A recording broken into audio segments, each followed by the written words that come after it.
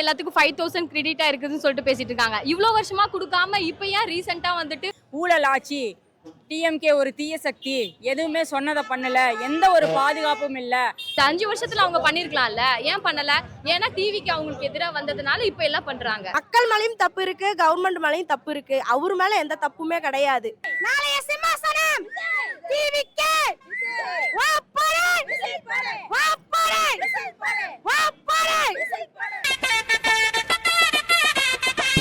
யாரும் என் தளபதி மாதிரி தனியா நின்று மாஸ்க் கொடுத்து என்ட்ரி கொடுத்து அரை மணி நேரத்துல முடிச்ச மீட்டிங் சரித்திரமே வரலாறு காணாத சரித்திரம் இதுதான். ஒரு கட்சி ஆரம்பிச்சு இவ்வளவு சீக்கிரம் நாங்க வந்து தளபதியை பார்த்து நாங்க இதுதான் எங்களுக்கு. அண்ணனுக்கு வந்து எங்க அண்ணனை காப்பி பண்ணி தான் அவர் அடிக்கிறாரு. ஏன்னா அவருக்கு தெரியாது, அதனால எங்க அண்ணனை பார்த்து அவரு கத்துக்கிறாரு. ஆனா எங்க அண்ணன் எடுத்து அவரால் பிடிக்க முடியாது. எங்க அண்ணன் தான் எல்லாமே, அண்ணன் தான் எல்லாமே. தளபதி பக்கம் மாறிட்டாங்க. ஊழல் ஆட்சி, டிஎம்கே ஒரு தீய சக்தி, எதுவுமே சொன்னதை பண்ணல, எந்த ஒரு பாதுகாப்பும் இல்லை அப்படின்னு சொல்லி அவங்க வந்து எல்லாமே மாறிட்டாங்க. அதனால தளபதி வளர்ச்சி அடைகிறாரு, இவ்வளோ கூட்டம் சேருது அப்படின்னு டிஎம்கேக்கு ஒரு பொறாமை, அவ்வளோதான், வேற ஒன்றும் கிடையாது. இவ்வளோ நாள் 4.25 வருஷம் எங்கள் தளபதி சொன்ன மாதிரி என்ன பண்ணார்? இப்போ வந்து 5000 ரூபா கொடுக்குறாரு, இந்த மாதிரி மகளிருக்கு பாதுகாப்பு கொடுக்குறாரு.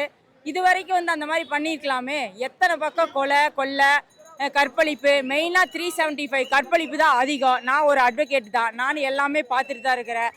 375 தான் அதிகமாக நடக்குது.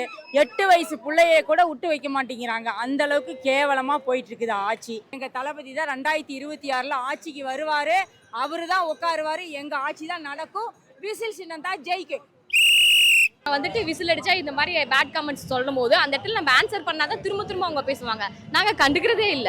திமுக ஆட்சியில பெண்களுக்கு பாதுகாப்புன்னு அதை நான் சொல்ல முடியாது, இப்பயும் நான் அதை பேசவும் முடியாது. எனக்கு வயசு 22 ஆகுது. இது வரைக்கும் நான் யாருக்கும் ஓட்டு போட்டதில்லை. டிவிக்கே வராது தெரிஞ்ச உடனே ஓட்டு ஐடி எழுதிட்டேன். ஓட்டு வந்து முதல் ஓட்டு வந்து டிவிக்கேக்கு தான், வேற யாருக்கும் கிடையாது. நான் யாரை பத்தியும் பேசணும்னு நான் வரல. எனக்கு யாரை பத்தியும் பேசவும் பிடிக்கல. யார் என்ன வேணாலும் பண்ணட்டும், டிவிக்கே தான் வருவாரு. இப்ப கூட ரீசெண்ட் டைமா வந்துட்டு எல்லாத்துக்கும் 5000 கிரெடிட்டா இருக்குதுன்னு சொல்லிட்டு பேசிட்டு இருக்காங்க. இவ்ளோ வருஷமா கொடுக்காம இப்ப ஏன் ரீசெண்டா வந்துட்டு பொங்கலுக்கு 3K கொடுத்துருக்காங்க. இப்போ ரீசெண்டா 5000 இன்னைக்கு ஏதோ எல்லாத்துக்கும் கிரெடிட்டா இருக்கு. இவ்ளோ அந்த 5 வருஷத்துல அவங்க பண்ணிருக்கலாம்ல, ஏன் பண்ணல? ஏன்னா டிவிக்கு அவங்களுக்கு எதிரா வந்ததுனால இப்ப எல்லாம் பண்றாங்க. அததான் கேக்குறோம். இப்ப மட்டும் ஏன்னா எலெக்ஷன் பக்கம் வந்துருச்சு, இப்ப வந்து ஆப்போசிட் கட்சியா வந்துட்டு நம்ம டிவிக்கே வந்ததுதான் அவங்களுக்கு பெரிய பயமே. சொல்ல போனா அதுதான். அதுக்காக தான் இப்ப 5000 கொடுக்கறதுக்கு இந்த 5 வருஷத்துல எல்லா உங்களுக்கு 3K கொடுத்துருக்கலாம்ல. மக்கள் மேலயும் தப்பு இருக்கு, கவர்மெண்ட் மேலயும் தப்பு இருக்கு. அவர் மேல எந்த தப்புமே கிடையாது.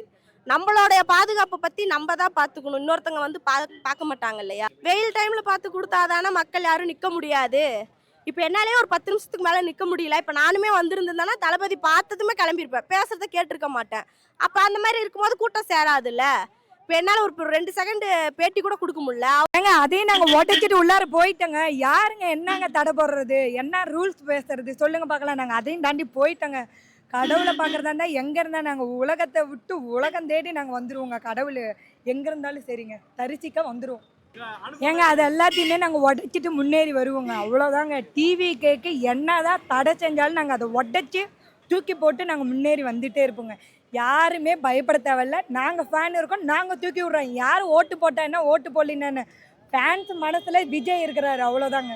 தற்கொலை நாங்க இல்ல, அவங்க தான் தற்கொலை. நிறைய பேரை வச்சு நம்மளை மிரட்டுறது, நம்மளை வந்து ஒம்பு அடிக்கிறது, அந்த மாதிரி விஷயம்லாம் போயிட்டு இருக்கு. அதை பற்றி அவங்க செய்யறது செய்யட்டும், பண்ணுறது பண்ணிட்டோம்.